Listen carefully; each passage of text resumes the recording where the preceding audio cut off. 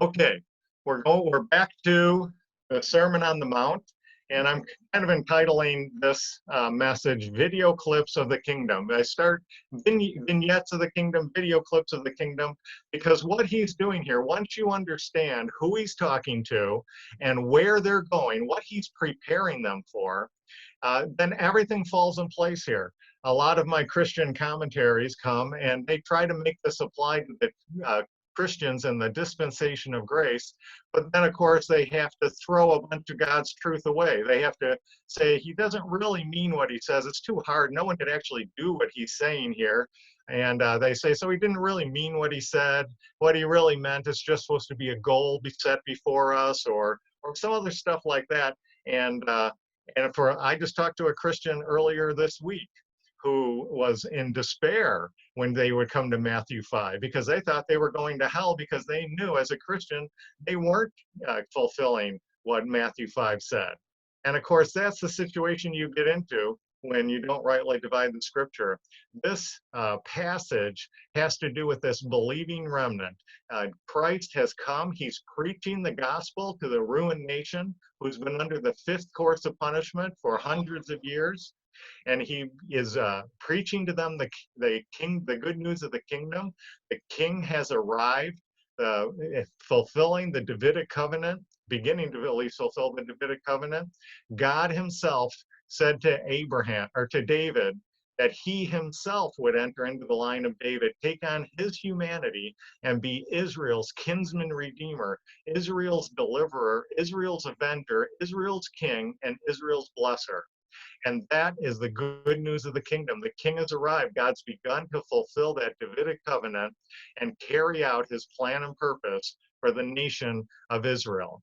And when you realize that, he preaches this good news. Those who believe, they're just like with Abraham in the past, and just like the Galatians in the future, when they believe God's good news to them, this gospel of the kingdom, when they believe that, their faith was counted for righteousness. They were justified unto eternal life. And that's the entry point for entering into that Abrahamic covenant and to receive all of its blessings.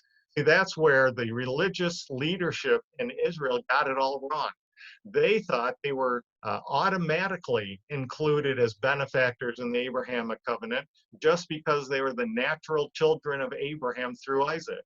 But see, they weren't going back far enough in Abraham's history. They need to go back farther because before all that was in play, God just preached good news to Abraham, an idol-worshiping Gentile, an ungodly sinner on enemy status before him, and he just preached the good news to Abraham. Abraham believed, and his faith was counted for righteousness. Paul springs off that, and he tells the Galatians that they were saved in that same way. God came proclaiming the good news to the Galatians through Paul, and that good news, of course, was that the good news of the death, burial, and resurrection of Christ. He came proclaiming that good news to the Galatians. They believed it, and their faith was counted for righteousness. And here Jesus is proclaiming the good news of the kingdom. They believe that, and they're brought in, their faith is counted for righteousness, and they're brought in to Israel's prophetic program, made benefactors of that Abrahamic covenant, placed in that believing remnant, and that's who Christ is addressing here in Matthew.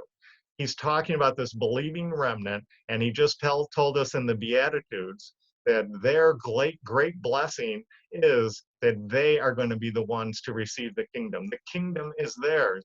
The kingdom that will cover the earth is there. They're going to enter that kingdom where they'll see God. They'll be his children. They'll be his peace dispensers, his mercy dispensers, his righteousness dispensers. And that promise is laid out for them. They're blessed because they're going to receive what every Israelite only wished to receive, only wished to know more about, what all the prophets only hoped to know more about, what even the angelic realm hoped to know more about. This generation he's calling out would be the recipients of the beginning of the fulfillment of all those kingdom promises that have been around for hundreds, if not thousands, of years. That's why they're blessed. Now, when we left the Beatitudes, they might come to the conclusion that this glorious kingdom the glory of this kingdom they would enter into immediately.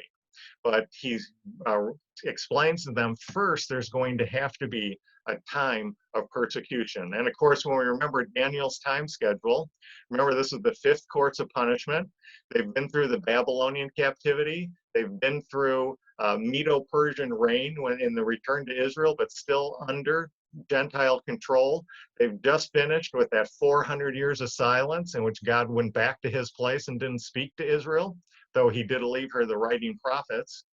And now he broke the silence with John the Baptist when he talked to John the Baptist in the wilderness. And now the 4th installment of that 5th course of punishment, Christ's earthly ministry, kicks into action. And when that's over at the cross and the resurrection, the only thing left on Daniel's time schedule will be that 7-year tribulation period. And so when you realize that, then now he's called out this believing remnant, and he's going to start explaining to them that they're not going to enter immediately into the glory of the kingdom first. There'd be a time of persecution. Look at verse 43, because this will set us up for what we do in the rest of chapter 5. Matthew 5, verse 10. Matthew 5, verse 10. Blessed are they which are persecuted for righteousness' sake, for theirs is the kingdom of heaven. They're going to have to go through this time of persecution. Blessed are ye when men shall revile you and persecute you, and shall say all manner of evil against you falsely for my sake. See, that's not going to be a chief characteristic of that kingdom that's under the reign and rule of Christ. They're going to have to go through something before they get into that kingdom. This, what we call that tribulation period, a time of suffering and persecution at the hands of the apostate leadership, the apostate nation, at the hands of the Gentiles, and at the hands of the satanic realm behind them, who has a policy of evil against them, trying to stamp them out before they get to that kingdom. So there's going to be a time of persecution before then. And the key thing, as we flip the page now in chapter 5 and get into, finish off this chapter, the key thing he's trying to do here is he's trying to explain to them that they need to separate, dissociate from the apostate leadership in Israel. And, you know, that is, it's not just like someone telling us to go leave a church or something like that. The synagogue was the basis of their whole life, not just their religious life, but their social life, their economic life. This would uproot everything. The Pharisees had said those who follow Jesus are at risk of being cut off from the synagogue. And we see John talks about that. The healing of the blind man. Remember, his parents didn't, he said, they're like, he's of age, don't drag us into this, because they had threatened that they'd be cut off from the synagogue. That would disrupt their whole lives. So there'd be a hesitation by this believing remnant now to separate and dissociate from that apostate religious system, because their whole lives is really based on it. And so he first gives them, and we covered this quickly last week, he first gives them a couple reasons why they need to separate from this apostate system. And that's what we're going to look at now. So look at verse 17, 18, 19, and 20. I'll put some of the slides up here. Okay, the kingdom, the main drive of this passage is that the kingdom is not going to operate like the nation in Jesus' day. That's what he's going to drive this home for the rest of chapter 5 and really on into chapter 6. The kingdom is not, he's going to show that the kingdom doesn't operate like the nation of Israel in that day. And he's going to bring this out, and he's going to look at verse 17. Think not that I am come to destroy the law of the prophets. I am not come to destroy, but to fulfill. For verily I say unto you, till heaven and earth pass, one jot or one tittle shall in no wise pass from the law, till all be fulfilled. And why were they saying he was trying to destroy the law? Well, he was trying to destroy the law, but it wasn't the written law of Moses. It was the oral law of the apostate leaders. They would take, so a critical thing to understand is they would take a small bit of Moses's written law, you know, and he's going to use examples in the rest of this chapter, a little bit like thou shalt not kill or thou shalt not commit adultery. They'll take a little bit of Moses's written law, and then they cover that up. They bury that over with their commentaries and their interpretations and the traditions of men, and then they preach that, and they put that on the same level, if not a higher level, than the written law itself. And that's what Jesus comes to destroy. That's what he's doing in the rest of this chapter. He's going to start ripping off those traditions of men, throwing away those commentaries that have been piling up, burying the law over the last hundreds of years. When these religious leaders should have been feasting on God's word that he left them, those writing prophets, and feasting on the poetic books and feasting on the law of Moses itself and the historical books, when they should have been feasting on that. Instead, they were burying that under their own commentaries, interpretations, and traditions, so that by the time you get to Jesus' day, they don't even know really what the written law is anymore. And Jesus now is coming. They're saying he's destroying the law. Well, he's destroying their oral law, but he's bringing out he's unburying and purifying the written law of Moses. And we went back to Micah to see how that fits in there last week. But now the main point here, the kingdom, they need to know if they're going to separate from this apostate leadership, they needed to realize it's not going to operate in the way that the nation did in Jesus' day. Verse 19, whosoever therefore shall break one of the least of these commandments and shall teach men so, he shall be called least in the kingdom. And whosoever shall do and teach them, the same shall be great in the kingdom of heaven. That's what we were just talking about. That they take a little bit of the law of Moses and then they bury it under their traditions. They take the various aspects of the law of Moses and say some are important and some aren't. Some you have to pay attention to, other things you can neglect and ignore. And he's going to do this in the rest of chapter 5 by bringing out their emphasis on external acts of the law, like thou shalt not commit murder and thou shalt not commit adultery. Sins, right? And they do fall under God's judgment. But Jesus is going to bring that back, and he's going to say that in doing that, they're neglecting another aspect of the law. They're neglecting the internal aspect of the law, the heart aspect of the law. And they're going to not think those things are important. Things like anger and lust are less important than just not committing a murder, not committing adultery. And then, so there we have the inner and heart elements of the law are relegated to insignificance, and the external big acts of the law are relegated to ultimate importance. But it's even worse than that. We won't turn there, but Matthew 23:23, he gives the flip side of that. They even made the small external things of the law more important than the internal things of the law. They would spend all their time tithing small amounts of spices, but then they would ignore the weighty things of the law, things like judgment and faith and mercy. And that's what they were doing here. And he wants them to realize that that is not the way the kingdom is going to operate. In the kingdom, they're going to be doing their emphasis is going to be on the whole law, and it's not going to begin with the external acts, big or small. It's going to begin with the internal condition of the heart and the inner man. And then so that's one reason why they should feel free to associate from the apostate religious system, because in the kingdom, the ones who are ruling in that day and the way it was ruled in that day isn't the way it's going to be ruled and be structured in the kingdom. In the kingdom, the law is going to be fully implemented, including the things of the heart and the inner man. Now, verse 20, he's going to give a second reason why they should feel free to separate from this apostate religious system that up till this point their whole life has been based on. For I say unto you that except your righteousness shall exceed the righteousness of the scribes and the Pharisees, ye shall in no case enter into the kingdom of heaven. Now he brings up another thing. The previous verse, he's driving home the kingdom isn't going to be structured like the way the nation is structured in that day. And here he says those who are ruling in that day won't even be in that kingdom for the most part.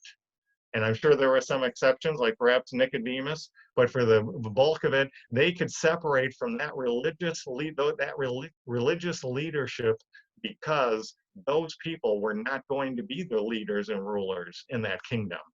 You had to have a righteousness that exceeds that of the Pharisees. And this isn't keeping the law more fastidiously than them or anything like that. He goes back to Matthew 3, where it shows their fundamental beginning point, stumbling point, where they get disqualified from the race right at the beginning because they had replaced faith righteousness and replaced it with natural righteousness. They thought they were automatically a benefactor of Israel's prophetic program and the Abrahamic covenant just because they were the children of Abraham. When in fact, the way you became a participant in Israel's prophetic program and benefactor of that Abrahamic covenant was by faith righteousness that brought you into that situation. So they stumbled at the starting point. They got disqualified in the first step of the race. They were already out of the picture because they replaced faith righteousness with natural righteousness, disqualified at the very beginning. And of course, that's the root of all their problems as they go on through here. Contrary to the oral law of the apostate leaders, which buried Moses' law under the traditions of men, the law of Moses was always intended to be in the heart. I think this is an important point to bring out as we enter into these examples he's going to give here, because a lot of the Christian commentaries I have indicate that Jesus is doing something here that I don't think he really is. Some say that he's kind of setting aside Moses's law and replacing it with his law. They might say the law for the church, the body of Christ, Christ's law, or something like that. That's not what he's doing here. Others, and even some dispensational teachers, will say that he's intensifying the law. He's expanding it. He's adding to it. The law itself dealt mostly with external things. Jesus here is bringing it now and intensifying and enlarging it to include heart things. But that's really not what he's doing either. What he's doing in the rest of chapter 5 is he is going to now take the law of Moses and unbury it, rip away all the teachings and traditions and interpretations of men, and bring it up to the surface again, purify it, and hold it up in its pristine form. The law of Moses was always meant to start in the heart. Let's just look at a couple passages, and you can see as we follow through this. Go back to Deuteronomy 5:29. Deuteronomy 5:29. And here Deuteronomy, of course, means second giving of the law. They're in the plains of Moab. Hopefully, I won't review it here, but hopefully some of you remember in the plains of Moab, while Moses was rehearsing the law with the second generation. Remember, the first generation had died in the wilderness for the most part. Now the second generation is here and they're ready to enter that land. And Moses is rehearsing the law with them, giving them the law for the second time as they're ready to enter into that land. Hopefully, some of you remember what's going on while they're down in the plains and valley of Moab, what was going on in the hills of Moab, the Balaam and Balak episode, where God proclaimed to the universe that he would never, ever, ever change his mind about Israel. Israel would be his distinct nation. It would be separate from all other nations of the world. There's nothing anyone, anywhere, anytime can ever do to get him to set aside his plan and purpose for Israel. Nothing in the physical realm, not all the Gentile nations of that day, not a historic Christianity that dispenses with Israel. None of those things in the physical realm are going to discard what God's plan and purpose for Israel. Nothing in the spiritual realm is going to discard God's plan and purpose, get him to change his mind about his plan and purpose for Israel. And even Israel and her rebellion entering in this law and soon under its curses, even that would not get God to change his mind about Israel. He is going to fulfill his plan and purposes with Israel. Even if historic Christianity says he's not, God and his word and his truth say he is. And he proclaimed that to Balaam and Balak, and the physical, earthly, human, spiritual, satanic, angelic realms, that was the case. Okay, let's go to Matthew. So that's what's going on in the hills. Let's go back down to the valley and see what Moses is doing down in the valley with the children of Israel. As they're ready to enter the land, he's rehearsing the law with them. Look at Deuteronomy 5, verse 29. And we're just going to flip through these. We're not going to develop any of these. You'll see a trend. Chapter 5, verse 29. Oh, that there were such a heart in them. Notice it's the heart thing. He's giving this law for the second time, and his prayer is that, oh, that there would be such a heart in them, that they would fear me. See, it starts in the heart. It starts with fearing the Lord, trusting in the Lord, and keep all my commandments always, that it might be well with them and their children forever. Flip over a page to chapter 6. Verse 6. Well, let's begin at verse 5, because those are such amazing words. Hear, O Israel, the Lord our God is one Lord, and thou shalt love the Lord thy God with thine heart, and with thy soul, and with all thy might. Notice the train of activity there. It starts in the heart, then it spreads, it permeates into the soul, the inner man, the inner person, and then it goes and is extended out to mighty acts. Verse 6. And these words which I command thee this day, this is the law of Moses. He's giving it to him for the second time, for the first time for this generation, but the second time to the nation of Israel. And these words which I command thee this day shall be in thine heart. See, they're always meant to be in the heart. They're not supposed to be just rituals which they had become under the apostate leader. They were always supposed to be a heart response. They were always supposed to be in the heart. And then verse 7, and thou shalt teach them diligently. Does that sound like what he just described in Matthew 5 with regard to how that kingdom is going to operate? In that kingdom, it's going to start in the heart, and then it's going to permeate the inner man, and then that's going to lead to service in that kingdom based on the full and complete law of Moses. Look at chapter 11, verse 18. Chapter 11, verse 18. Therefore, shall ye lay up these words in your heart. See, these words are supposed to be in their heart. That's the starting point for everything. The apostate leadership had made the heart something you could ignore and neglect. But it's for Moses, it's the starting point. Therefore, ye lay up these words in your heart and in your soul, and bind them for a sign upon your hand and upon the frontlets of between your eyes, and ye shall teach them your children. Notice the flow. It starts in the heart, it spreads to the inner man, then it goes to the external acts, and then you are qualified to teach. Who was teaching in Israel in Jesus' day? Those who neglected the heart, those who didn't hold a value to what was going on in the inner man. They just cared about externals. They were automatically disqualified from teaching because they weren't teaching following Moses's way of teaching, starting in the heart, spreading to the whole inner man, and then external acts come into play. And once you have that system in mind, then you're qualified to teach the whole law of Moses to others. Go over to chapter 26. I think you're getting the general trend here, but let's just look at one or two more. Chapter 26, verse 16. This day, he's giving the second giving of the law. This day the Lord thy God hath commanded thee to do these statutes and judgment. Thou shalt therefore keep them with all thine heart and with all thine soul. Go over to chapter 30, verse 10. Chapter 30, verse 10.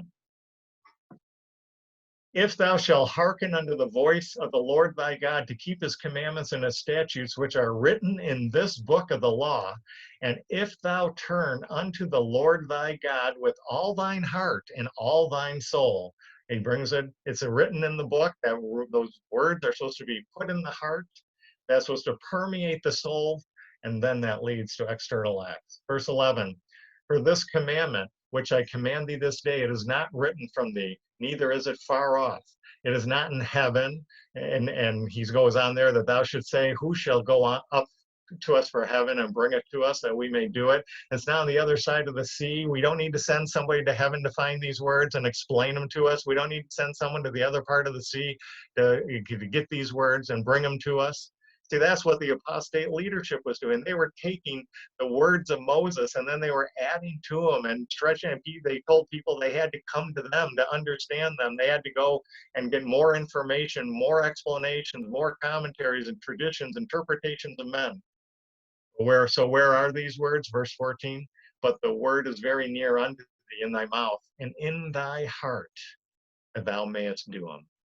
It's a hard thing. It's right there. They didn't need to be overlaid with the traditions and interpretations and commentaries of the religious apostate system. They just need to be brought in the written words of Moses need to be brought in the heart and begin to operate there.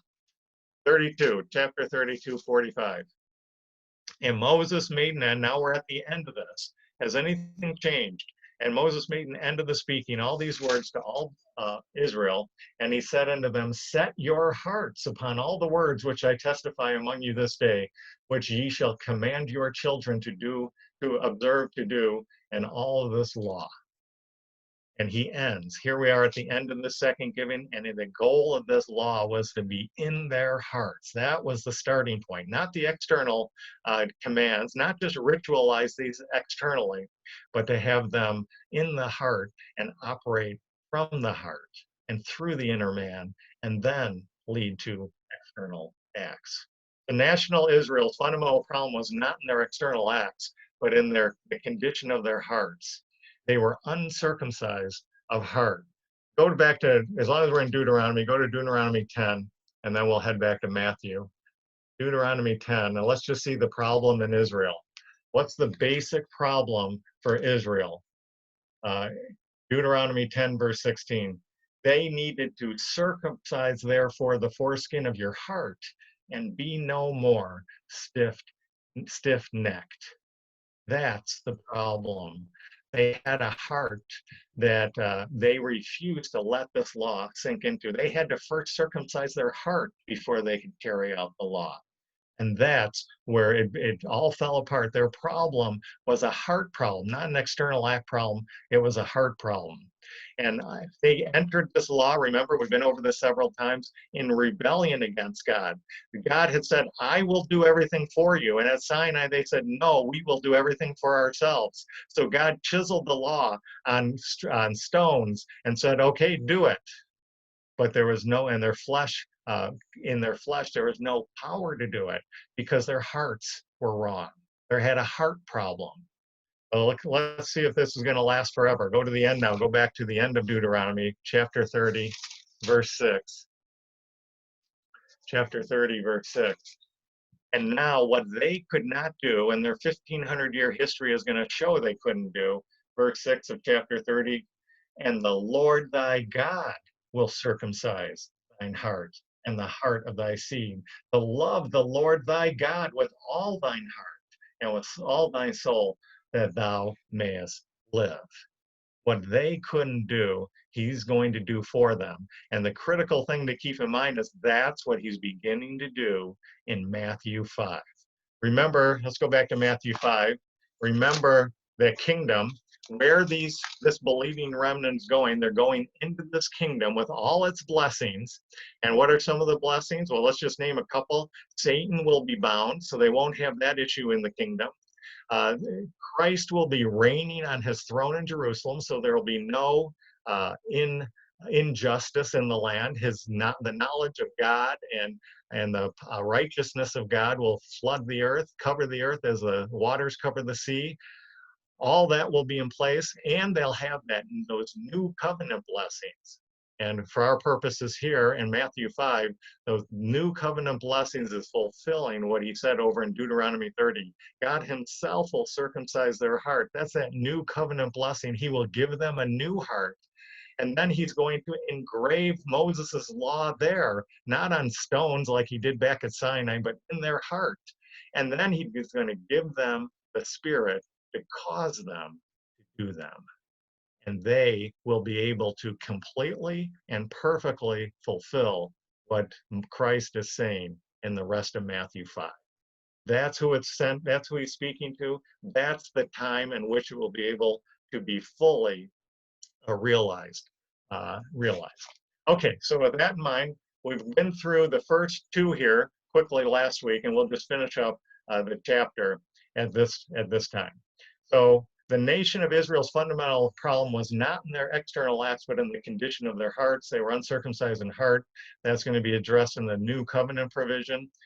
Those 10 commandments are concluded with the capstone command. See, they were forgetting something. They were just picking and choosing their commands. But the commandment that ended all the commandments, the capstone commandment of all, the commandment that took down the Apostle Paul, well, Saul / the Apostle Paul, the commandment that killed him, the commandment that ends all the commandments, and that all the commandments lead into or out of, thou shalt not covet. And that's a heart issue, an inner man issue. And they were forgetting, they were focused on thou shalt not kill, thou shalt not commit adultery, but they were forgetting the capstone commandment of all, thou shalt not covet. Coveting is what leads to idolatry that breaks the relationship with God. Coveting is what leads to abusing others for their own purposes, that destroys their relationship with others.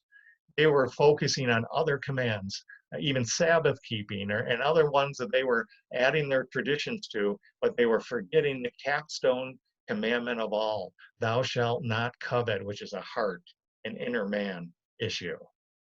So let's pick it up now. With all that in mind, let's pick it up now. And remember, he's talking to a regular audience here. This isn't a group of, he's focusing on the disciples. That's how it starts. But by the time we get to the end, he's talking to the multitudes. So he's addressing just regular people, people like you and like me. And he's proclaiming, he's preaching a message here.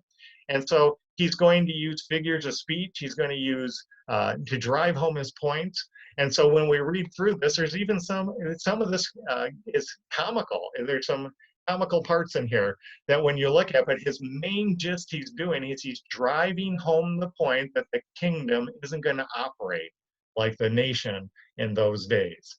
Ye have heard, verse 21. We're back in Matthew 5:21. You have heard that it was said by them of old, thou shalt not kill, and whosoever shall kill shall be in danger of judgment. Okay, so they take this one command from the written law of Moses, thou shalt not kill. And they say you'll be worthy of judgment. And that's true. Verse 22, but I say unto you that whosoever is angry with his brother without a cause shall be in danger in judgment. See, Jesus now is going to take it into heart. What the apostate leaders did is they would say, especially for the rich and powerful, especially for the rich and powerful men who were their associates, they would excuse their unmerciful acts. They would excuse their acts of anger. They would excuse their acts of vindictiveness, as long as it fell short of actually committing murder or killing someone. Then they didn't have to worry so much about the judgment of God. But Jesus takes that and he says, no, you're not going to use the law for your own advantage and for the advantage of others who you rely on. He says the law calls on the fact that it's in the heart that this all starts. So we just read that through the book of Deuteronomy. He says that it's the anger in the heart is just as worthy, if not more worthy, than the external act of murder, because it's what causes murder. It's more fundamental. If you address the anger in the heart, then you'll automatically address the external act of murder. And now he's going to, and we'll just finish reading through this. So that's what's in danger. And then he's going to use some hyperbole here to drive this point home. He's trying to drive, they've been told their whole lives that the critical thing is that you don't have to, as long as what you do falls short of murdering someone, then it's, you don't have to worry about God. You don't have to worry about at least under receiving a lot of judgment or something like that. But he's going to turn that on them through some hyperbolic, so using some superlatives. He's going to drive home the point that no, what happens in the heart is more fundamental, more worthy of judgment even than the external act. I say unto you that whosoever shall say to his brother Raka, or blockhead, or something like that in our English, shall be in danger of the council, but whosoever shall say thou fool shall be in danger of hellfire. He's now bringing this point. He says that's critical. He's using hyperbole to drive home this point, and he's explaining that he's going to give a couple pictures now of what that's going to look like in the kingdom.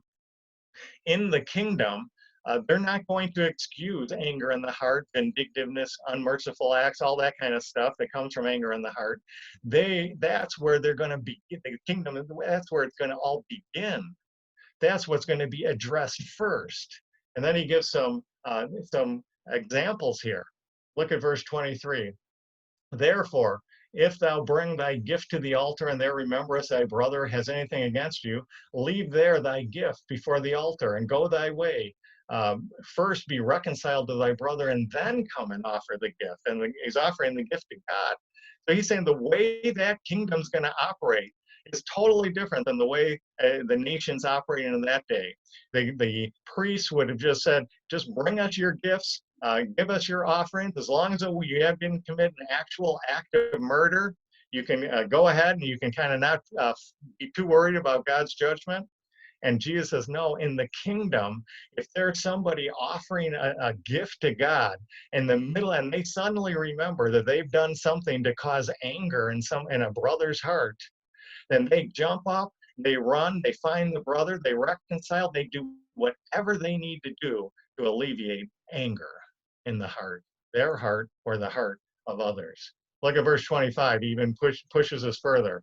Verse 25, in the previous verse, it had to do with a brother, a friend, a brother. But verse 25, agree with thine adversary. This is even the way the kingdom's going to operate in the presence of adversaries. Quickly, while thou art in the way with him, lest at any time the adversary deliver you to the judge, and the judge delivers you to the officer, and the officer delivers you to prison. Verily I say unto you, thou shalt by no means come out thence till thou hast paid the uttermost farthing. That's what's going to happen in that kingdom. In the kingdom, they're going to do whatever needs to be done. They're going to do at all costs as if their life depended on it. Alleviate anger and all the things that flow out of anger in the heart. From other internal sins like merciless act, lack of mercy, vindictiveness, all that kind of stuff, and it leads to external acts of mercilessness and murder. That's the way that kingdom. It's not going to operate like Israel their day, where all that's excused. In the kingdom, it's going to operate. They're going to wake up in the morning and they're going to say, "I'm going to go find any anger I see festering." And they're going to do whatever they can do as though their life depended on it to alleviate anger. Look at the next one. Ye have heard, verse 27, of old that it was said by them of old, thou shalt not commit adultery. And of course, that's actually one of the 10 commandments. But I say unto you that whosoever looketh on a woman to lust after her hath committed adultery with her already in his heart. And here you have Moses did actually write, thou shalt not commit adultery. But they're forgetting, thou shalt not covet. And that's just as important, if not more important, than thou shalt not commit adultery. And what the apostate leaders of Israel did is they came up with this whole system of interpretations and commentaries and traditions whereby, especially, I'll say it again, rich, powerful men are able to dispense with their wife for virtually any reason whatsoever, so that the men could go and follow the lust of their heart and marry another woman, even to the ruin of their wife. Even they come up with, so that by the time you get to Jesus's day, you have basically, they could set aside their wife, put away their wife for any reason whatsoever. And they thought, the apostate leader, in their logic, in their reasoning, they said this alleviated adultery because it allowed the man to follow the lust in his heart and go marry another woman, then he wouldn't commit adultery. But we're going to see Jesus proves that wrong. Now let's look at the hyperbole. He brings it, he takes it from the external command. It's not just a matter of external adultery, it's what's going on in the heart and the lust of the heart that needs to be addressed. And here's the hyperbole in 29 and 30. And if thy right hand offend thee, pluck it out and cast it from thee, for it is profitable that for thee that one of thy members should perish, and not the whole body should be cast into hell. And if thy right hand offend thee, cut it off and cast it from thee, for it is profitable for thee that one of thy members should perish, and not that thy whole body be cast into hell. See, he's using hyperbole to show that in this kingdom, they are going to do whatever it takes. They're going to pay whatever it costs. It's going to operate on the principle that anything needed to be done, not just to alleviate the external act of adultery, but to alleviate the internal lust that causes adultery. That's what he's bringing out here. He's purifying this law so it can be put in the heart. And when they're in that kingdom, they're going to fulfill this. That's how they're going to wake up. That's how they're going to start their day. They're going to do whatever it takes. Imagine a world. This is what John Lennon should have been writing in his Imagine song. Instead of the nonsense he wrote, he should have written, imagine a world where Christ reigning on his throne, the world in perfect righteousness, and everybody got up in the morning, and the first thing they thought as they got up out of bed is, I'm going to go and everybody I contact with alleviate anger as if my life depended on it. I'm going to get out of bed and I'm going to go out and I am going to alleviate lust in the heart as though my life depended on it at any cost. That's how the kingdom's going to be set up. How is the days of Jesus was the nation set up? How is our own nation set up? Well, you just need to listen to the political parties, and you see they get up every morning not to alleviate anger in their hearts or the hearts of others, but to instill anger in their hearts and the hearts of others. Who our internet and our entertainment industry, they wake up every day and they wonder how they can, in a commercial and business, commercial people make commercials, how can we incite lust in the heart? See, that's not the way the kingdom's going to operate. The believing remnant needed to realize that. To separate from that apostate nation, it's not going to operate like that. In the kingdom, people at all costs, and as though their life depended on it, they're going to be spending all their time and energy and effort in alleviating anger, in alleviating lust.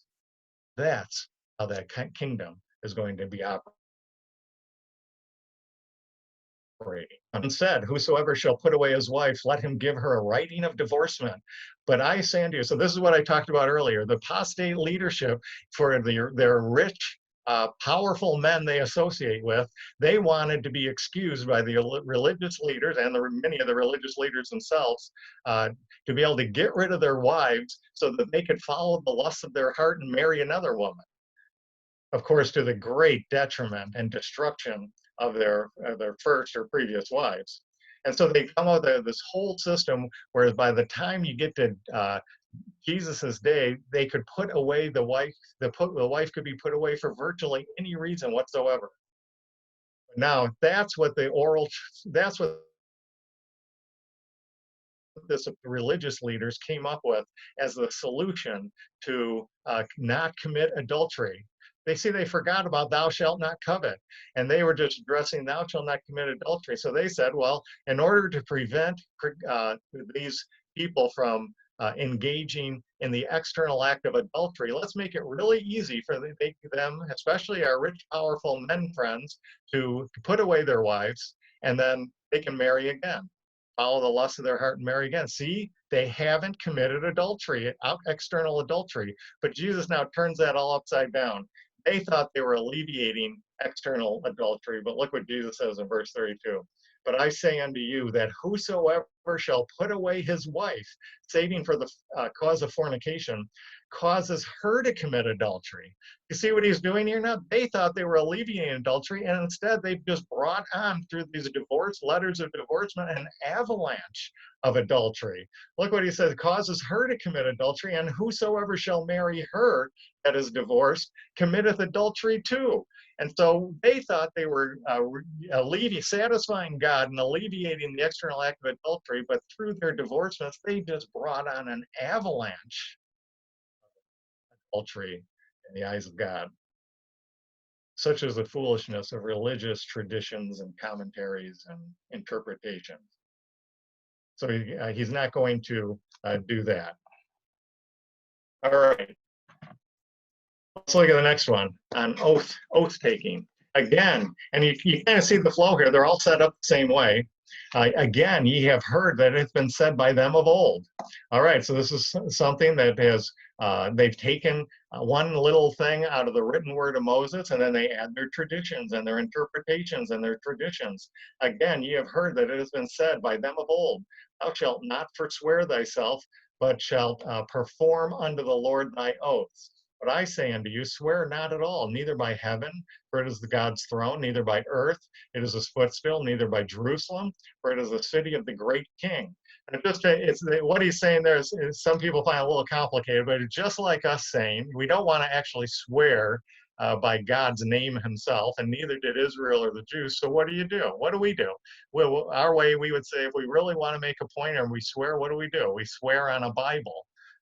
We take an oath on a Bible. Or if we really are serious and really want to make people think, at least think that we're telling the truth, we'll swear on a stack of Bibles. Well, that's what they're doing here. They're not going to swear on God's name himself. They're going to swear on heaven or on earth or on the Jerusalem or something like that. And Jesus just discards all that nonsense, tradition, and interpretation as just utter nonsense. And now verse 36. Neither shalt thou swear by thy head, because thou canst not make one hair white or black. What he's driving home there is swearing doesn't change the facts. When do we swear? The most, especially the most vociferously, when we're lying, right? Maybe I'm exposing something about my own self, but usually the people who are make the strongest oaths and are swearing on that stack of Bibles, usually it's because they're trying to make it look like they didn't do something they did, or they're lying about something they did do. And see, his point here is you swearing on a stack of Bibles isn't going to change the fact if what's in your heart isn't going to make that align with what you're saying in your oath. It's not true. You can't change it.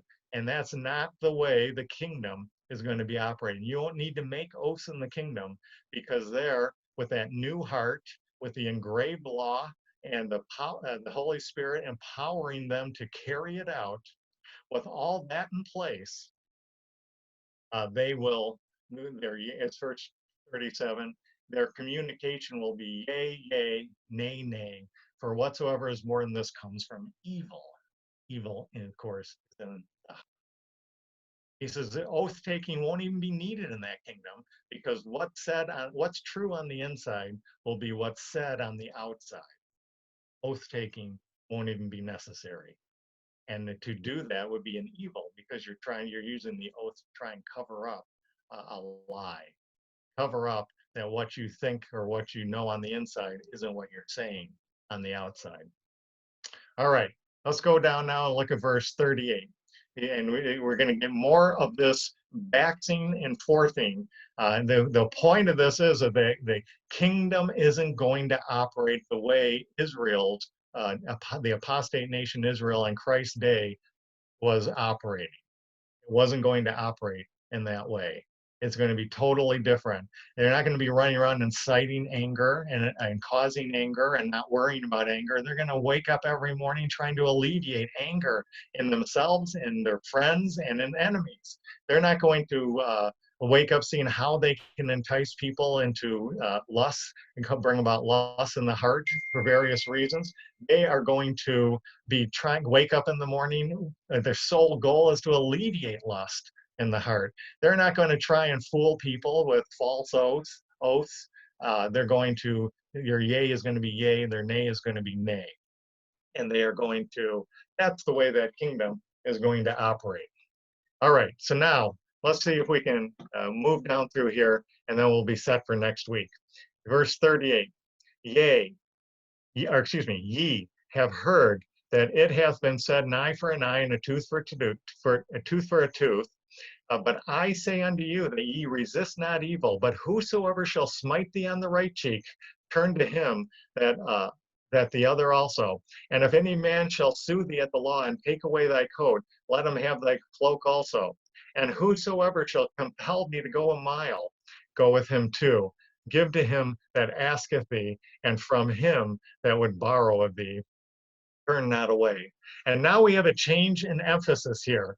While there was an indication of an adversary back in the anger section, mostly what he had been teaching up to this point had to do with life in that kingdom, with Christ reigning and ruling and what would happen there. But now he's going to take a look, and he's going to give us the operating principles, and giving us the operating principle of that kingdom and how it is applied during a time of persecution. Remember, that's where we started in chapter 5 today, in our chapter 5. Just flip back a page and look at chapter 5, verse 11. Blessed are ye when men shall revile you and persecute you, and shall say all manner of evil against you falsely for my sake. Now we go over to the end of chapter 5. Does that sound familiar? It says, but whosoever shall smite thee on the cheek, turn the other way, and whoso take your coat, give him your cloak, go 1 mile, give him 2, and so forth. Now he's bringing what it means for this believing remnant, not when they finally enter the full glory of that kingdom with all its blessings and the new covenant blessings in fulfillment, but how they were to operate now on the basis of how the kingdom will operate out then.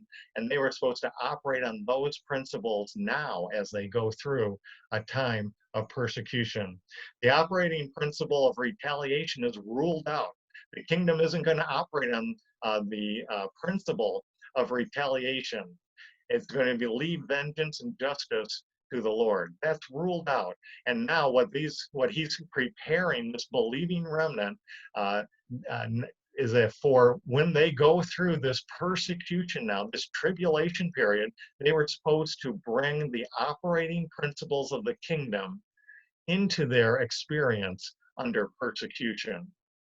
They're giving the operating principles of the kingdom, and they were supposed to begin operating in accord with that kingdom right then as they were ready to enter the severe persecution of that tribulation period. So now what is the operating principle of that kingdom? The final bottom line operating principle is the principle of love. And the hope and love is to reconcile all, even your enemies.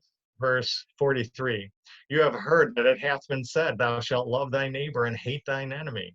And that's an addition by the apostate leaders. They were always supposed to love thy neighbor, but hate thine enemy is something added.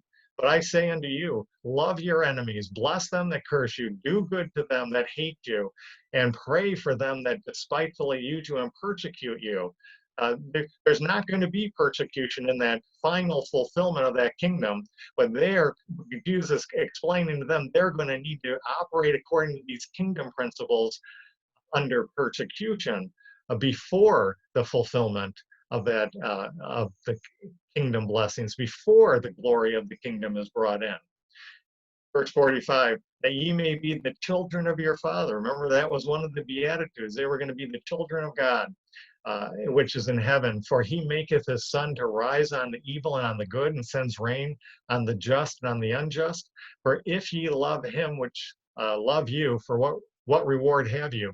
Do not even the publicans do the same? And there's a little bit of humor there too, because of course Matthew was a publican, a tax collector. And if you salute your brethren only, what do you more than others? Do not even the publicans do so? Now he's explaining them, he's given them these basic principles of the kingdom that are going to be in operation in its fulfillment, and they were now supposed to begin to operate according to them in that tribulation period under persecution, and they would have the Spirit to empower them. They'd have a foretaste of those kingdom blessings. They would have a foretaste of that new covenant blessing. And that is what would prepare them. That would prepare them for entrance in that kingdom in a unique way. So we'll just close with this. The believing remnant who will be going through the extreme period of suffering and persecution needed to realize that this is another reason why they're blessed. See, this is blessed. The going through this persecution is going to be serve as a blessing, because not because they're going to be suffering or being persecuted or anything, but because this will equip them in a unique way for service in the kingdom. Who better to dispense God's blessings in the kingdom than those who knew what it was like to live not having those blessings under the fifth course of punishment? Who better to dispense mercy than those who had been treated unmercifully? Who better to be peacemakers than those who had been deprived of peace, deprived of shalom, deprived of everything that brings a well-being?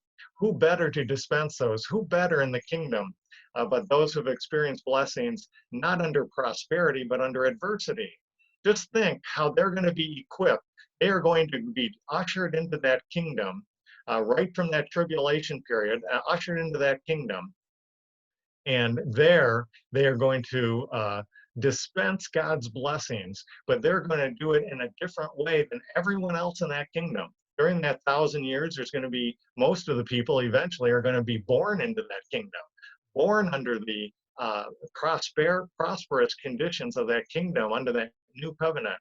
But these believing remnant is going to know what it means to experience those blessings without fulfillment, only a foretaste of it under adverse conditions, under adverse circumstances, under persecution. They are going to be specially equipped to lavishly dispense God's blessings in that kingdom. Who better in the kingdom than to spread out God's mercy than those who know what it's like to be treated mercilessly? Who better to extend his peace and grace and all those things than those who had suffered under not having them, not experiencing them, not having them in full, or experiencing them under adversity instead of prosperity? This believing remnant will have a special role in that kingdom. They'll have a perspective that nobody else will ever have. That's using through a foretaste of the kingdom blessings and the new covenant blessings, not under prosperity in that kingdom, but using them, what it's like to live with them in that tribulation, under persecution, under adverse circumstances. And here is an application we can make to the body of Christ, because that's what, in a way, that's what we're going through today, not in light of the kingdom, but in light of the fact God has left us here as his ambassadors on earth to carry his grace and peace out to a world under adverse circumstances, under difficulty, in difficult times, on a sin-cursed world, on enemy territory. And we will never have an opportunity to do this again. That's why it's so important to rightly divide the word, because if you don't, you're not going to know what God's doing today. You won't be able to be his ambassador on earth, and your time down here will be wasted. You may be saved and going to heaven, but God says there's something else that he really wants for us too. And that's to realize that he's left us down here on this adverse world to experience and extend his blessings under adversity. In the future, we'll be extending them under prosperity in that kingdom with the rapture, when we go to be with Christ forevermore and seated in the heavenlies with him. But now is the time to experience and extend these blessings under adversity, which will give us special perspective, special equip us for our roles forevermore in the heavenlies. Let's close with a word of prayer. Heavenly Father, we're so thankful